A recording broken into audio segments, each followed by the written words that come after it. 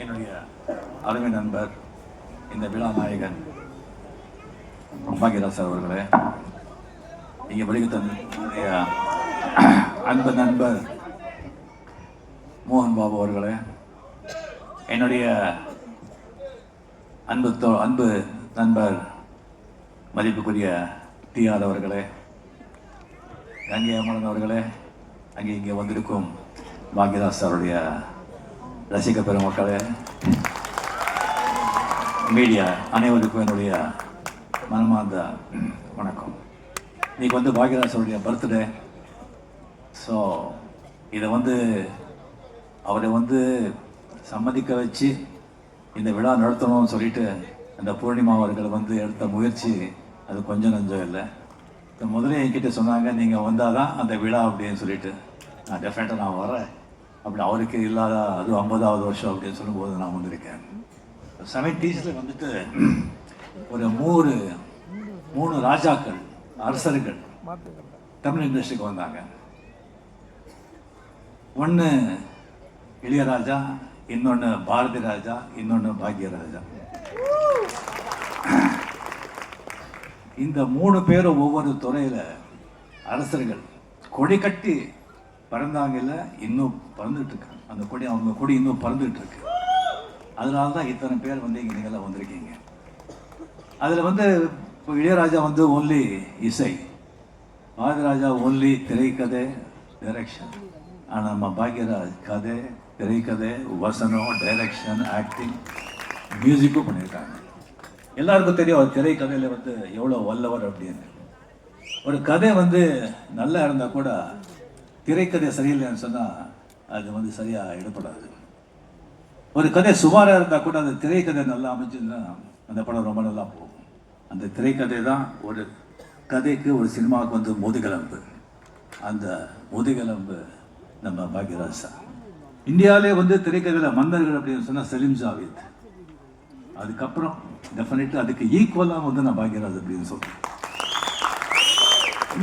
இப்போ அவர் action orient, மேல் orient, அதுதான் சலீம் ஜாவேத் பண்ணாங்க. வேற நம்ம பாக்யராஜ் சார் எல்லாம் லேடி ஓரியன்ட், எல்லாம் லேடி ஓரியன்ட் படத்தில் அதில் ஹீரோயிசமும் கொண்டு வந்தாங்க. அது ஒரு சாதாரண விஷயம் இல்லை. Even 70s Sridhar sir, Balachander sir, KS Gopalakrishnan, அவங்களும் எல்லாமே இந்த லேடி ஓரியன்ட் படங்கள் தான் எடுத்தாங்க. அதில் ஹீரோஸ்க்கு அவ்வளோ வேலை இருக்காது. இவர் அதில் ஒரு மாற்றம் கொண்டு லேடிஸ் மெயினாக வச்சு பண்ணால் கூட இவருடைய அந்த கதாபாத்திரம் பார்க்குறவங்களுக்கு, ஆடியன்ஸுக்கு, அந்த ஹீரோயினுக்கே ஒரு காமெடியர் மாதிரி தெரிஞ்சால் கூட சகல நல்ல குணங்களோட அந்த கேரக்டர் அவ்வளோ ஜொலிக்கும். அந்த மாதிரி பண்ணதில் யாருமே கிடையாது. ஓன்லி பாக்யராஜ் அண்ட் அப்போ பண்ண ஒரு சார்லி சாப்ளின். ஸோ பாக்யராஜ் அவரை பற்றி ஒரு படங்க நம்ம டிஆர் சார் அவர்கள் சொன்ன மாதிரி ஒவ்வொரு படத்தை பற்றி பேசினா கூட அது எவ்வளவோ பேசிட்டு இருக்கலாம். ஒவ்வொரு படமும் ஒரு புரட்சிகரமாக இருந்தது. அதாவது மெயினாக நான் அந்த முந்தானை முடித்த படம் பார்க்கும்போது அந்த இன்ட்ரோல் பாயிண்டில் அந்த கேரக்டர் ஊர்வசி கேரக்டர் கல்யாணம் பண்ணிக்கலாம் பாக்யராஜ் அப்படின்னு சொல்லி தப்பாக சொல்லி அந்த மாதிரி நம்மளுக்கு எடுத்துட்டா அப்படின்னு சொல்லி ட்ராமா பண்ணி இல்லை குழந்தைய ஒரு 6 மாதம் குழந்தை அதை வச்சுட்டு அது குழந்தைய வச்சு தாண்டுன்னு சொல்லி வரும்போது ஒரு 6 மாதம் குழந்தை அதை வச்சு அவங்க தாண்டுவாங்க. அப்படியே தியேட்டர் அப்படியே ஆடி போயிடும். அதுக்கப்புறம் அதுக்கு அது எப்படி கொண்டு போவாங்க, அதை அந்த குழந்தைய காப்பாற்றுக்கு அவங்க எவ்வளோ கஷ்டப்படுறாங்க. அதுதான் அந்த திரைக்கதையெல்லாம் அந்த படத்தில் சாதாரண விஷயம் இல்லை. அண்ட் அது ஈவன் அந்த 7 நாட்கள் சும்மா ஒரு வீடு சென்டரில் ஒரு ஏணி, ஒரு ஹீரோ, அவருக்கு ஒரு ஹார்மனி, அதுக்கு கம்ப்ளீட்டாக ஒரு ஸ்லாங், ஒரு மலையாளம் ஸ்லாங் கொடுத்தாங்க. ஒரு சின்ன பையனை கையில் வச்சுட்டாங்க. இதுதான் கிளைமேக்ஸில் ரூமில் பண்ணியிருப்பாங்க. Super duper hit. அதே மாதிரி தூரம் நின்று போச்சு. அந்த செந்தாமரை கேரக்டர் எப்பவும் திட்டி பேசிட்டு போவாங்க, செத்து போனாங்க, தூரம் நின்று போச்சு. ஒன்னொன்னு அவர் பண்ணியிருக்கிற புரட்சி இருக்கு. அது சாதாரண விஷயம் இல்லை. ஆக்சுவலாக பாக்யராஜ் அவர்களுக்கு கிடைக்கிற அந்த மதிப்பு, மரியாதை, ஊதியம் எல்லாமே கொஞ்சம் கூட கிடைக்கல என்னை பொறுத்த வரைக்கும். இவரே வந்துட்டு இந்தியா வந்து ஹிந்தியில் இருந்திருந்தா சலீம் ஜாவேத் எல்லாம் அவர் வந்து என்னுடைய நண்பர்கள் தான். டெஃபினெட்லி அவங்களே வந்து பாக்யராஜை வந்து தோளில் தூக்கி வந்து பாராட்டியிருப்பாங்க. அந்த மாதிரி ஒரு பாக்யராஜ் அவர்களுக்கு வந்து ஒரு பெரிய மைனஸ் என்னன்னா, அது பாக்யராஜ் மட்டும் இல்லை, எல்லா ஒரு creative producers, creative writers, creative human beings எல்லாருக்குமே இருக்கிற ஒரு பெரிய ஒரு வீக்னஸ் எப்படின்னா, கதாபாத்திரம் அப்படின்னு சொல்லி படம் அப்படின்னு சொல்லி போயிட்டு நிஜ வாழ்க்கையை வந்து விட்டுருவாங்க. அவங்க வந்து செஞ்ச உருவாக்கிருக்கிற கதாபாத்திரங்களையே அவங்க ட்ராவல் பண்ணிட்டு இருக்காங்களே வழிய அவங்க வாழ்க்கையில் இருக்கிறதெல்லாம் அப்படியே மறந்துடுவாங்க. அதனால்தான் பேரு புகழ் வந்தால் கூட பணம் வந்து சம்பாதிக்கிறதுல மைண்டே அவங்களுக்கு போகாது. பாக்யராஜ் வந்து அவர்களுக்கு இருக்கிற படம் வெற்றிகளுக்கு அந்த படத்தை வந்து வேறு லாங்குவேஜில் வந்து ரைட்ஸ் வாங்கி அவங்க சம்பாதிச்ச படத்துக்கு அவங்க அந்த ரைட்ஸ் வந்து அது கரெக்டாக வந்து இது பண்ணியிருந்தால ஓட்டப்பில் ஒரு 5 வீடு, போய்ஸ் கார்டில் 5 வீடு வாங்க போட்டுருக்கலாம். அதெல்லாம் அவருக்கு ஒன்றும் கிடையாது. அந்த மைண்டெல்லாம் அதெல்லாம் அவருக்கு போகவே இல்லை. அவர் வந்து எப்போவுமே வந்து யாருக்கும் ஒரு காக்கா போட்டதோ ஜால்ரா போட்டதோ கிடையாது. மனசில் என்ன தோணுதோ அதை டக்குன்னு சொல்லிடுவாங்க. அது உண்மை இருக்கும், நியாயம் இருக்கும். இது வரைக்கும் தான் ஒருத்தர்கிட்ட கூட ஒரு தப்பாக பேசியோ ஒரு கோச்சிக்கிட்டோ நான் பார்த்ததே கிடையாது. மக்கள் திலகம் புரட்சி தலைவர் எம்ஜிஆர் சார் அவர்களை வந்து என்னுடைய திரையுலக வாரிசு பாக்யராஜ் அப்படின்னு சொல்றாரு சொன்னாங்க. எந்த மாதிரி வந்து அவர் வந்து நேசிச்சிருப்பார். அது மட்டும் இல்லை, அவரே ஒரு 14 நின்று ஒரு கல்யாணம் பண்ணி வச்சாங்க. அவ்வளோ ஈஸியாக வந்து எம்ஜிஆர் சாருடைய இதயத்தில் போக முடியாது. எப்படி அண்ணாவுடைய இதயத்தில் எம்ஜிஆர் சார் போனாங்களோ அதே மாதிரி எம்ஜிஆர் சாருடைய இதயத்தில் வந்து பாக்யராஜ் போனாங்க. பட் அவர் அந்த ஒரு இதய தனி அவருக்கு இன்னும் மிகப்பெரிய ப்ளஸ் அப்படின்னா நம்ம பூர்ணிமா பாக்யராஜ் அவர்கள். எனக்கு வந்து அவர் படத்தில் வந்து தங்க மகன் ஆக்ட் பண்ணேன். அப்போ தான் முதல்ல வந்து ஆக்ட் வந்தது. எல்லாம் ஹிந்தியில் தான் பேசுவாங்க. பாம்பேயில் அவங்க வந்து வளர்ந்தது. இங்கே நான் டைரக்டர்கிட்ட என்கிட்ட மற்றவங்களாம் இங்கிலீஷ் தான் பேசுவாங்க. ரொம்ப டிக்னிஃபைட், ஜாஸ்தி யார்கிட்ட பேச மாட்டாங்க. அப்படி இருக்கவங்க இவங்க வந்து பாக்யராஜை கல்யாணம் பண்ணிக்கிறாங்கன்னு சொன்னால் எனக்கு அப்படியே நம்பவே முடியவே இருந்தாங்க. ஏன்னா நம்ம ஆளுக்கு இங்கிலீஷ் இது இல்லை, ஹிந்தி சுத்தம். சரி எப்படி சொல்லி வரும்போது இங்கே பார்த்தீங்கன்னு சொன்னால் அவர் வந்து ஷூட்டிங் ஸ்பாட்டில் ஆஸ் எ டைரக்டரா, ஆஸ் ஆக்டரா, ஆஸ் ரைட்டரா ஒரு வாட்டி அவர் பார்த்துட்டாங்க சொன்னால் ஆம்பளைங்களுக்கே ஒரு மேலே காதல் வரும். இந்த வந்து அன்புள்ள ரஜினிகாந்த் ஒரு கெஸ்ட் ஷோ தூயவனுக்காக பண்ணார். நட்ராஜனுடைய ஃப்ரெண்டு அன்றைக்கி வந்து ஏதோ ஷூட்டிங் வந்து வெளியே போயிட்டு ரொம்ப லேட்டாக வந்தாங்க. 9 o'clock முடிச்சிடணும். லேட்டாக வந்த பிறகு என்ன சீன் என்ன பண்ணணும்னு சொல்லி பண்ணிவிட்டு கிருஷ்ணராஜா தெனாலிராமன் இருக்கேன். அப்படியா சரி கேட்டு ஜஸ்ட் ஒரு 2 சிகரெட் எடுத்தேன். சிகரெட் சாப்பிட்டு யார் ரைட்டர் பேடு பேரை கொண்டாங்க எழுதுக்குவோம் அப்படின்னு சொல்லி அப்படியே டக்குன்னு எழுதுட்டு ஜஸ்ட் 5 minutesல பண்ணிட்டு டைரக்டர்கிட்ட கொடுத்தாங்க. படிக்க எப்படி இருக்குது அப்படின்னு. சூப்பர். நான் அந்த மாதிரி நான் வந்து ஸ்பாட்டில் வந்து அந்த மாதிரி பண்ண நான் பார்த்ததே கிடையாது. எக்ஸலன்ட். ஸோ இந்த பாக்யராஜ் சார் வந்து நான் வந்து இப்போ தான் 14 பற்றி நிறைய சொன்னாங்க.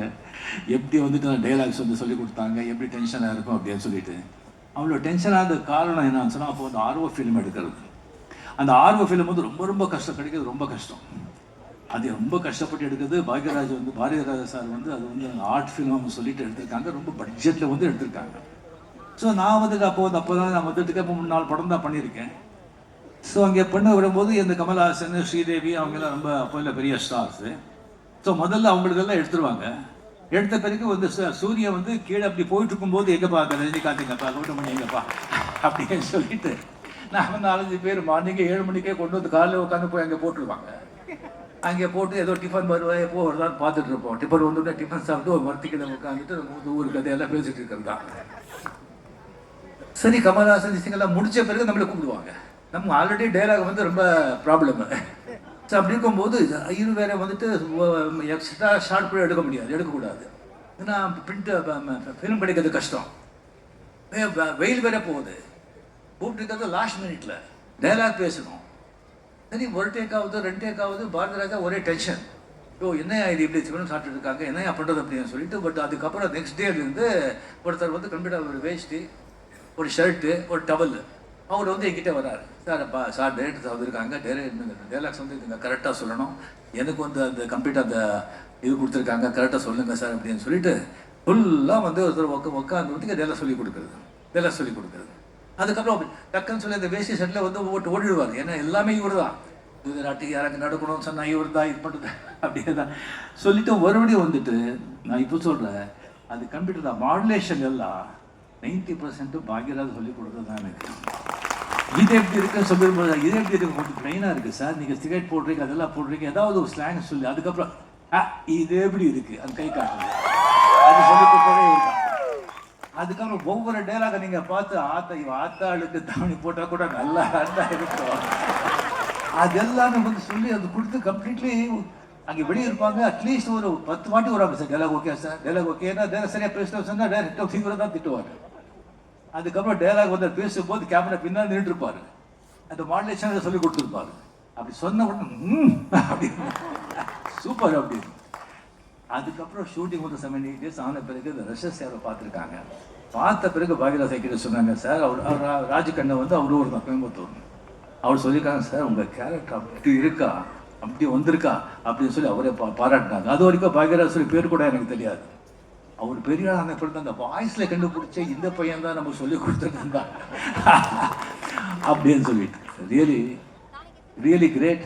அண்ட் சில சப்ஜெக்ட் வந்து எனக்கு வந்து ஏதாவது ஒரு டவுட் வந்ததுன்னு சொன்னால் அவர்கிட்ட நான் கேட்குறேன். நான் கம்ப்ளீட்லி படையப்பா திசைக்கு எடுக்கும்போது அந்த நீலாமரி கேரக்டர் கம்ப்ளீட்லி வந்து லேடி ஓரியன்டட் கேரக்டர். அது வந்து பாக்யராஜ் சார் கூப்பிட்டு நான் சொன்னேன், சார் இப்படி இருக்கு இது இருக்கு இந்த கதை எப்படி இருக்குன்னு சொல்லும்போது அவர் கதை கேட்டு சொன்னாங்க, சார் ரொம்ப நல்லா இருக்கு, பட் இதில் ஒன்று அந்த நீலாமரி கேரக்டர் மட்டும் யார் போட்டுக்கிறது எதுவும் தெரியாது, அது கரெக்டாக வந்து எழுதணும், அது வந்து கேரக்டர் ஹிட் ஆயிடுச்சுன்னா படம் எங்கேயுமே போடுவோம் சார், எங்கேயோ போயிடுவோம்னு சொன்னாங்க. அதனால தான் இன்னும் நம்ம இன்ட்ரெஸ்ட் எடுத்து அந்த கதையை உருவாக்கணும். அதே மாதிரி பாபா பண்ணும்போது கூட பாபா வந்து நான் கேட்டேன், நான் எப்படி இருக்கு பாக்யராஜ் சார் நீங்கள் சொல்லுங்கன்னு சொல்லும்போது, சார் இது நீங்கள் ஆன்மீகம் ஓகே, பட் எல்லாரும் உங்கள் ஆன்மீகம் ஃபாலோ பண்ணுறாங்கன்னு அவசியம் இல்லை, இது கமர்ஷியலாக எப்படி போகுதுன்னு எனக்கு தெரியாது, கொஞ்சம் ரிஸ்க்கு கொஞ்சம் எலிமெண்ட்ஸ் எல்லாம் நீங்கள் வந்து போடணும், நீங்கள் பாருங்கள் அப்படின்னு சொல்லிட்டு சொன்னாங்க. அவர் சொன்னதெல்லாம் அப்படியே நடக்கும். அது திரிகதர்ஷி மாதிரி ஒரு ஜோஷியர் மாதிரி கரெக்டாக சொல்லுவாங்க. அண்ட் இப்போ வந்து ஆக்சுவலி ஒரு படம் டைரக்ஷன் பண்ணுறேன்னு சொன்னாங்க. ரொம்ப ரொம்ப ரொம்ப சந்தோஷமான விஷயம். 100% அந்த படம் டெஃபினட்டாக பெரிய ஹிட் ஆகும். ரொம்ப சந்தோஷம். அண்ட் இன்னொரு வந்து முக்கியமான ஒரு நிகழ்வு, அது வந்து என் வாழ்க்கையிலேயே மறக்க முடியாது, பாக்யராஜ் வாழ்க்கையிலேயே மறக்க முடியாது. இங்கே வந்ததுக்கு மெயின் முக்கிய காரணம் கூட அதுதான். அது எங்கேயாவது அவர்கிட்ட சொல்லணும், எங்களுக்கு எனக்கு தெரியணும் அப்படிங்கிறதுக்காக தான் நான் ரொம்ப நாளாக வெயிட் பண்ணிட்டு இருந்தேன். இந்த விழா அதை சொல்லணும்னு சொல்லி நான் வந்து அது வந்து கரெக்டான விழா இதுதான். அதாவது வந்து 1995 வந்துட்டு சிவாஜி சாருக்கு வந்து ஷெவாலியர் அவார்டு கொடுத்தாங்க மலேசியாவில்.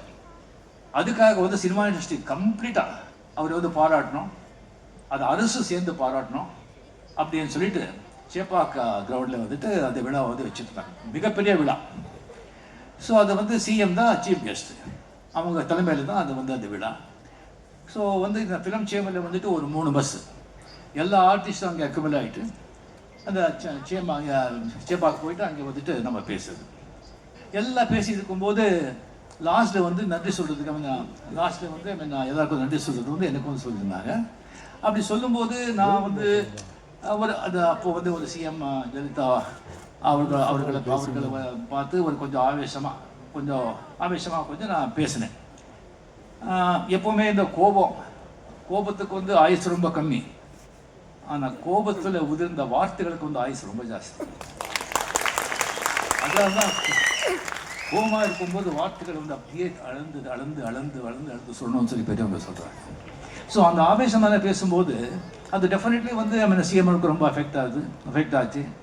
அண்ட் டெஃபினட் அங்கே வந்து சிவாஜி சார் வந்து ஃபேன்ஸ் எல்லாம் இருந்தால் கூட அவங்க ஏடிஎம்கே ஃபங்க்ஷன் எல்லாம் அவங்க தொண்டனுங்க, அவங்க டிஸ்ட்ரிக்ட் பார்ட்டி ஆளுங்கள்லாம் இருந்தாங்க.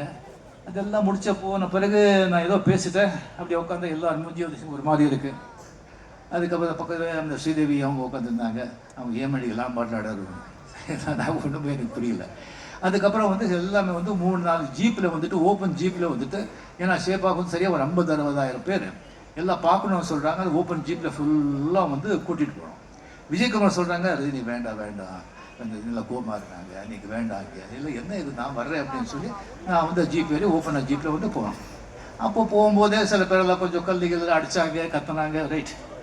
அப்படியே விஷயங்களாக வரும்போது நீங்கள் பார்த்தீங்கன்னு சொன்னால் மறுபடியும் எல்லாம் அப்போ பாஷா வேறு வந்து ரிலீஸாக இருந்தது. எப்போது அந்த படம் மிகப்பெரிய படம் ஹிட் ஆச்சுன்னு சொன்னால் ஃபேன்ஸ் இன்னும் ஆர்வமாக இருந்தால் கூட இன்னும் ஆர்வம் ஜாஸ்தி ஆகும். ஸோ அது வந்து நான் வரதுக்குள்ளே எதாவது இருக்குன்னா பேரண்ட்ஸ் கிங்ஸ் அவங்கெல்லாம் இங்கே தடுத்து என்னை வந்து சைன் பண்ணணும், ஆட்டோகிராஃபி கிட்ட சொல்லி வரதுக்குள்ளே அந்த 3 பஸ்ஸில் வந்து ஆர்டிஸ்ட் எல்லாம் வந்து 3 பஸ்ஸில் கலந்து போயிடுச்சு. சார் அந்த எங்கே போகிறதுன்னு தெரியல. அதுக்கு ஒரு குரூப் சொல்கிறாங்க, சார் இந்த பக்கம் வாங்க, இந்த பக்கம் வாங்க. இன்னொரு குரூப் வந்து அந்த பக்கம் வந்து எடுத்துகிட்டு போகிறாங்க. ஃபுல்லாக அந்த மாதிரி திங் இருக்குது. அதில் வந்து சில பேர் தலையில் அடிக்கிறாங்க, சில பேர் கிள்றாங்க, நல்லா தெரியுது. சில பேர் திட்டுறாங்க, சில பேர் இது பண்ணுறாங்க. எனக்கு வந்து ஒன்றும் புரியுதுக்குள்ளே வந்து ஒரு வார்த்தை வாய்ஸ் கேட்குது. எங்கே போகிறீங்கன்னு சொன்னால் பாக்கியராஜ் ஓடி வராங்க. அங்கேருந்து ஓடி வந்துட்டு யார் சொல்லி அதிசயங்களா பண்ணி எங்கே போயிட்டு யார் கூப்பிட்டுன்னு சொல்லிட்டு இங்கே வாங்க அப்படின்னு சொல்லிட்டு பார்த்தா அங்கே வந்து போலீஸ் ஜீப் இருந்தது. அங்கே ஒரு எஸ்ஐ இருக்காங்க, அவங்க பார்த்துட்டு இருக்காங்க. ஏன்னு சொன்னால் இப்போ சிஎம் பற்றி எப்படி பேசுறீங்க, இவரே வந்து செக்யூரிட்டி பண்ணி திங் பண்ணுவோம் சொன்னால் அவங்களுக்கு ஏதாவது ரிமார்க் போயிட்டு அவங்களுக்கு ஏதாவது வெளியில் தூக்கிடுவாங்களோ சொல்லி பயம் வந்து நினைக்கிறேன். அவங்க அப்படியே இருக்காங்க. பாக்யராஜ் சார் வந்து அவ்வளோ கோபத்தில் வந்து கத்தி, என்ன சார் பண்ணுறீங்க, ஒரு ஆர்டிஸ்ட் வந்து தள்ளி போயிட்டு இருக்காங்க, பார்த்துட்டு வேடிக்கை பார்க்குறீங்களா, எடுங்க ஜீப்பு, உட்காரவேங்க, கொண்டு போய் வீட்டில் விடுங்க, இல்லைன்னு சொன்னால் எங்கே நம்பர் எழுதுங்க, ஜீப் நம்பர் அப்படி ஜீப் எடுத்துக்கிட்டு நான் உடனே நாளைக்கு விட மாட்டேன், மீடியாவில் சொல்லி இது பண்ணுற சேஃபாக நீங்கள் போய் சேர்க்கணும்னு சொன்ன நான் அவர் பயந்துட்டு ஓகேன்னு சொல்லி என்னை வந்து கம்ப்ளீட்டாக வந்து ஜீப்பில் உட்கார வச்சு பாக்யராஜ் சொன்னாங்க, சார் பூர்ணிமாவில் அங்கே தான் இருக்காங்க, இல்லை நானும் அங்கே வந்திருப்பேன், ஸோ நீங்கள் வீட்டுக்கு போனோன்னு எனக்கு ஃபோன் பண்ணுறீங்க, அந்த இன்ஸ்பெக்டருக்கும் நீங்களே ஃபோன் பண்ணுறீங்க அப்படின்னு சொன்ன பிறகு அங்கேருந்து என்ன ஜாகிரதையாக அந்த இன்ஸ்பெக்டர் வந்துட்டு என்னை வந்து ஜீப்பில் கொண்டு வந்து வீட்டுக்கு வந்து கொடுத்தாங்க. அதுக்கு உடனே வந்து அவரே வந்துட்டு ஃபோன் பண்ணி, சார் நீங்கள் பேசுகிறீங்க அப்படின்னு சொல்லி பேசுகிறாங்க. அது என்னால் மறக்கவே முடியாது. அதுக்கு எவ்வளோ நன்றி சொன்னால் கூட அது ரொம்ப கம்மி தான். நல்ல ஒரு அருமையான மனிதர், நீண்ட நாள் நல்ல ஆயுளோட நல்ல ஆரோக்கியத்துடன் இருக்கணும். தன்னுடைய தேய்மான கூட சிஎம் கமலஹாசன் இளையராஜாவோட இதை வரவே மாட்டார். அங்கே என் ஃப்ரெண்டு மோகன் பாபு 9 o'clock அவன் பெட்டு போயிடுவான், எதுக்கும் இருக்க மாட்டான். பாக்யராஜ் கோசம் வஸ்தாண்டா வேணும், ஏன் அவன் கோசம் வஸ்தாண்டா வேணும் அப்படின்னு சொல்லி வந்து உட்காந்துருக்கான். ஸோ இங்கே வந்து கொடுத்த ஒரு வாழ்த்ததுக்கு, இந்த வாய்ப்பு கொடுத்ததுக்கு அனைவருக்கும் என் மனமார்ந்த நன்றி.